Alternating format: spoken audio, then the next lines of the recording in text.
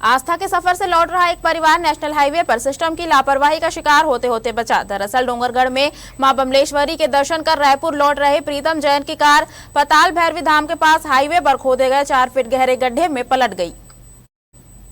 Highway का काम महीनों से चल रहा है। सड़क किनारे 4 फीट गहरा गड्ढा खोदकर खुला छोड़ दिया गया।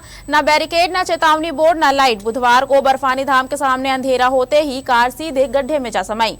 कार में प्रीतम जैन अपने परिवार के साथ थे। गनीमत रही कि किसी को गंभीर चोट नहीं आई, मगर हादसे ने हाईवे की सुरक्षा व्यवस्था की कलई खोल दी। लोगों ने कहा कि हाईवे पर काम के नाम पर मौत के कुएं खोद दिए गए हैं। न रिफ्लेक्टर, न डायवर्जन, न स्पीड कंट्रोल। आपको बता दें, पाताल भैरवी धाम के पास यह कोई पहली घटना नहीं। स्ट्रीट लाइट बंद पड़ी है और संकेतक गायब है। सवाल यही है, कब जागेगा सिस्टम। फिलहाल हादसे में कार क्षतिग्रस्त हुई है, परिवार सुरक्षित है, लेकिन हाईवे पर बनी मौत की खाई अगला शिकार तलाश रही है।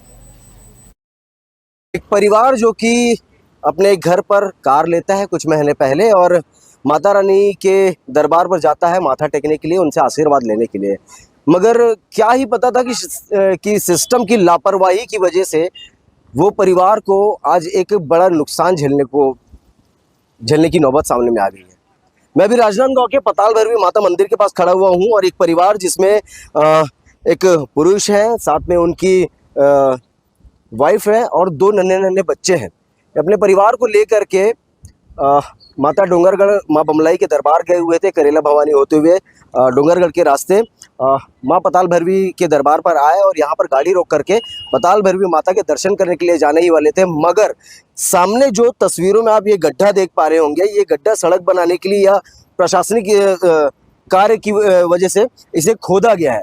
मगर सबसे बड़ी लापरवाही ये है कि जब जो गाड़ी चालक है, जिनकी जो गाड़ी है वो गाड़ी को पीछे ले रहे थे, रिवर्स कर रहे थे, तो उन्हें किसी भी प्रकार की सुरक्षा यहाँ पर इंडिकेट नहीं हुई है। कोई भी सुरक्षा पैमाना यहाँ पर नहीं देखा गया और जिसके चलते में कार जो है, उनकी नई की नई कार है, वो पलट गई। क्या कुछ है, अभी हमारे साथ में भाई साहब मौजूद है।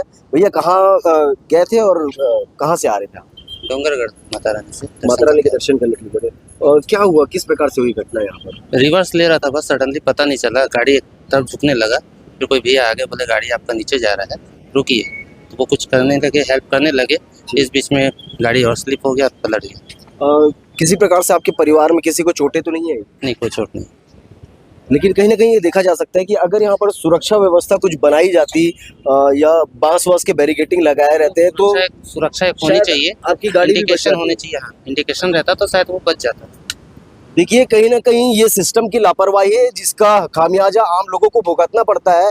आज ये भाई साहब की गाड़ी गिरी और गिरने के बाद कहीं ना कहीं ये बड़ी सुरक्षित बातें हैं कि इनके परिवार को कुछ भी नहीं हुआ, जनहानि नहीं हुई। लेकिन अब भी सवाल वही खड़े होता है कि क्या सिस्टम इसी प्रकार की लापरवाही सामने बरतते रहेगा? अब आने वाले समय में देखना ये होगा कि इस मामले के बाद, इस घटना के बाद क्या प्रशासन जागती है और ऐसे पूरे शहर पर जहाँ पर काम चल रहे हैं वहाँ पर बैरिकेडिंग लगाई जाते हैं।